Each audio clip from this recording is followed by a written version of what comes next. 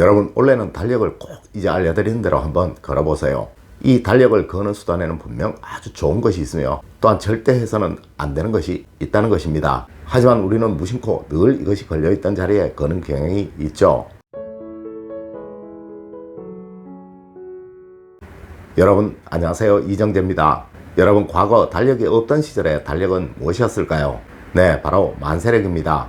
물론 저도 이 만세력을 가지고 있으며 이 만세력은 항상 눈에 가장 잘 보이는 곳에 두고 있습니다. 네, 여러분의 가정에서도 그렇게 하셔야 하는 거예요. 맞습니다. 달력을 거실 때 가장 첫 번째 고려해야 하는 부분이 바로 가장 잘 보이는 곳에 거는 것, 또 쉽게 눈을 돌려서 잘 보이는 곳에 걸려 있어야 한다는 것이죠. 하지만 절대 이 달력이 걸려 있어서는 안 되는 건 역시 분명히 있습니다. 그리고 또한 집안에 절대 걸어서는 안 되는 달력이 있다는 것입니다. 자, 어떤 달력이 좋은 달력이고 또 이것을 어디에 걸어야 하는지, 또 이것을 어디에 걸어서는 절대로 안 되는지에 관해서 이제 알려드리도록 하겠습니다. 첫 번째로, 침실에는 절대 달력을 걸어서는 안 되는 것입니다. 여러분, 절대 집안에는 달력이 걸려 있지 않아야 하는 곳이 세 곳이 있습니다. 네, 침실과 현관 그리고 화장실입니다. 물론 화장실에 달력을 걸어 두시는 분들은 그리 많지 않으실 거예요. 하지만 의외로 침실이나 현관에 달력을 걸어 두시는 분들이 참 많으시다는 것이죠. 여러분, 이 달력은 심리적으로 삶이 조급해지도록 압박하는 물건이라고 할 수 있으며, 그리고 또한 걱정이나 깊은 생각을 만드는 물건이라고 할 수 있습니다. 네, 침실은 완전히 숙면만을 위한 공간이 되어야 한다는 것이 풍수학의 조건이라는 거예요. 그리고 현관 역시 명예와 가치를 상징하는 공간이라 또한 절대 조급함이 있어서는 안 되는 곳입니다. 네, 이곳에는 단지 미래에 대한 희망만이 있어야 한다는 것이죠. 여러분, 하여 절대 이 현관에 달력을 걸어서는 안 되는 거예요. 네, 굳이 이곳에 달력을 두셔야 한다면 꼭 탁상 달력을 두시도록 하세요. 그리고 요즘은 휴대폰에 달력 기능이 있을 거예요. 아마 여러분들 중에 휴대폰이 없으신 분들 없으시죠? 네, 가능하면 집안의 달력은 최소한으로 두세요. 두 번째로, 좋은 달력과 나쁜 달력을 분명히 구분을 하셔야 합니다. 아마 여러분들은 좋은 달력과 나쁜 달력에 관해서 이야기를 들어보신 분들은 그리 많지 않으실 거예요. 하지만 풍수적으로 아주 해로운 달력이 분명히 있다는 것이죠. 여러분, 우선 진한 달력은 절대로 좋지 못합니다. 네, 간혹 달이 지난 것을 떼지 않고 그냥 두시는 분들이 있으시죠. 여러분, 이것은 절대로 안 될 일입니다. 네, 이것은 정말 게으름의 상징이에요. 분명 이 집에는 틀림없이 운이 바뀌는 일은 없을 것입니다. 그리고 장사가 잘 안 되는 곳에서 얻어온 달력 역시 그리 좋지 못합니다. 여러분, 혹시 집안에 걸어둔 달력 중에서 장사가 잘 안 되는 집에서 얻어온 것이나 또 얻어온 것 중에서 망한 가게의 것이 있다면 이것은 꼭 떼시도록 하십시오. 여러분, 우리 조상님들은 망한 집에서는 숟가락 하나라도 얻어오는 것이 아니라고 하셨습니다. 네, 이는 그 집에 나쁜 기운이 우리 집으로 옮겨올 수 있기에 그러한 거예요. 여러분, 그리고 특히 해로운 것은 이 달력에 흉한 그림이 그려져 있는 것입니다. 아마 반나체의 여성 사진이 있거나 보기에 꺼림직한 그림이 그려져 있는 달력이 있는 경우가 있을 거예요. 네, 이것은 절대로 집에 두면 안 되는 것입니다. 여러분, 그렇다면 걸어두면 좋은 달력은 과연 무엇일까요? 먼저, 금융기관에서 얻어온 달력은 무엇이라도 다 좋습니다. 이 금융기관은 자체가 재물과 관계된 곳이라 여러분의 집안에 재물운이 상승하는 데 큰 도움이 될 것입니다. 여러분, 혹시 제가 걸어놓은 달력 보이시나요? 제 사무실에도 이렇게 금융기관의 달력이 걸려 있습니다. 그리고 조금 후에 다시 말씀을 드리겠지만 이렇게 딱 맞는 공간에 제대로 걸려 있다는 것이죠. 다음으로, 좋은 그림이 그려진 그림이나 또 글씨가 있는 달력은 아주 좋은 달력입니다.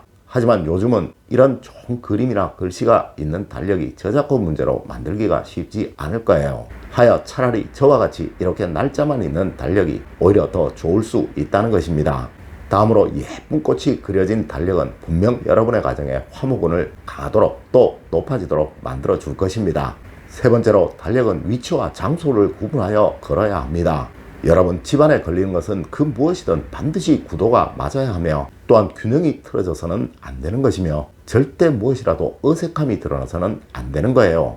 네, 이는 반드시 여러분의 가정에 균형과 안정이 틀어지도록 만들 것입니다.